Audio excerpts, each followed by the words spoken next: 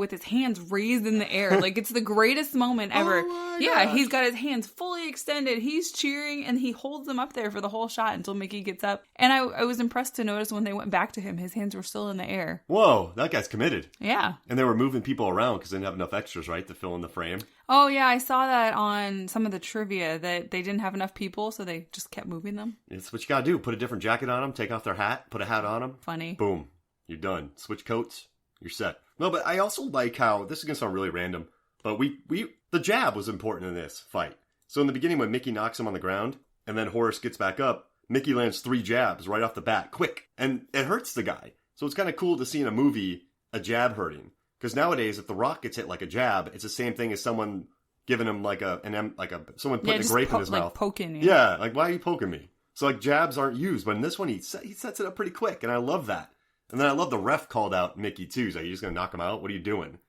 But one quick question for you: Mickey knew that he was going to kill Bricktop, right? Well, Mickey bet Errol, on himself. And so, but he won. He was supposed to lose. So did he say he was going to win in the 4th round? Because why didn't he just win in the 1st round and do all that stuff? Yeah, he must have bet on himself to win in the 4th round because everybody's odds were on. Oh, him in the 4th round. So he had to stay alive? I guess so, yeah. But if he knew he was going to kill everybody, but he made the money on the fight. Oh, so maybe he did put on 4th round because that's more money if he does it then, since everyone's betting against him. Probably. I don't gamble. What if Horace... Did you ever feel like he was in trouble being knocked out in this fight? The other fighter? Yeah, Mickey. Did you ever think Mickey was in trouble? Maybe that one time towards the end, when he really sinks down there. And I think that is there to make you feel how much worse that was of a punch. Because there's a couple punches where he gets clocked in the face and he sprays blood everywhere and he's tired in his corner. But that one really hurts. Yeah. That one got him good. I love this fight. And they're just yelling, Turkish is yelling at him to just stay down. Mm-hmm. And he gets up. All he has to do is stay down. He gets up and knocks the dude out. Yep. Drills him. And what another part I like about this is how Tommy and Turkish, when they're walking into the fight, someone pushes Brad Pitt. Mm-hmm. And Tommy just goes full bulldog on a guy. And they just start beating up people in the crowd. Yeah, they go at it. Even Mickey does it too. He starts going at people in the crowd before he starts fighting. I love his final jump. He just jumps into this big guy with his arms down. This big guy just kind of catches him and pushes him back. It's kind of funny. And then there's a scene where Horace punches him after the bell, and Tommy and Turkish jump in again, and they're scrapping in the ring with the other guys. Tommy's a little bulldog. Oh yeah. In this movie, but I loved how Tommy, he kind of gets made to look a fool a little bit in this film, but I like how he's got his back. He's an aggressive little guy. Down to roll. Yeah. And then he was in Boardwalk Empire. And then he was Al Capone later on. Isn't that cool? Yeah. I like that guy. He was hilarious in Irishman. I keep talking about that. He showed up late to lunch. Sorry. I love Statham in this movie.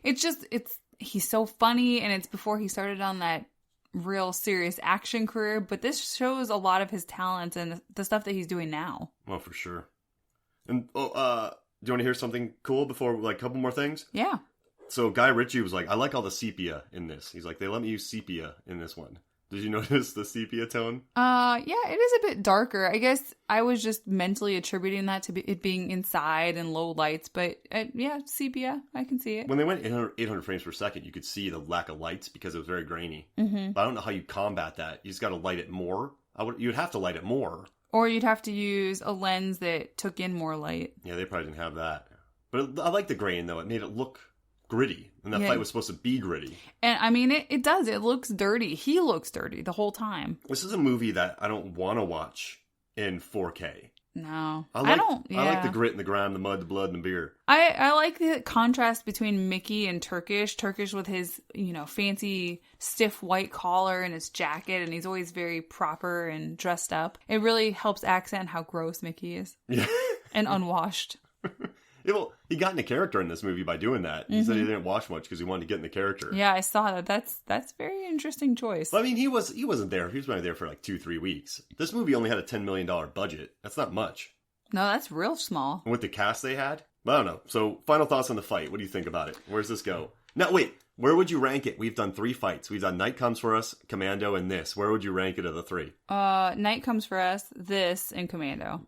Got it. You didn't like the fingerless gloves of Bennett and his knife work? I don't know. I'm sure that there are worse fights out there. No, Well, that's hard to compare to The Night Comes for Us. Is just such an awesome fight. And you know how much we love Eco. And I guess they're all different too, so it's unfair. Yeah, and I love this movie overall, but this is just such a different fight from that. It's not, it's not two characters that your villain and your hero fighting each other.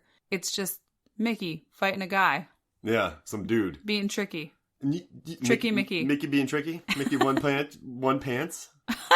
Yeah, he does only have one pair of pants? Probably. Interesting. You know what else I liked after the fight? So it's beyond the end of the, fight scene, but they flash back to them leaving the ring and the absolute chaos that breaks out. I mean, people are fighting in the crowd. There's a dude with a chair. Yeah, there's a chair that gets thrown and it falls on the ground and they're breaking stuff. I mean, it's crazy. Chairs always get thrown first. So if you let a bar fight grow, there's going to be chairs flying in like 3 seconds. I'm curious who started this fight after the fight.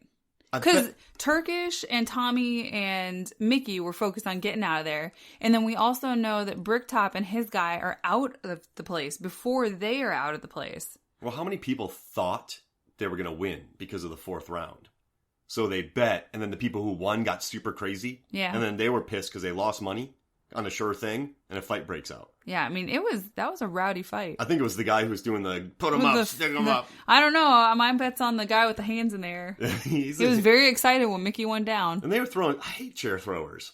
Yeah, that's destructive. Who needs to destroy a chair? Hit somebody with a chair. Someone could be sitting on that. Don't throw the chair. Throwing is the wimpiest thing. What if there's a person with a leg ailment and they need to sit? After the fight. It's terrible. Your friend breaks his leg during the fight, and you're the one who threw the chair that broke it. Yeah, and where are you going to sit?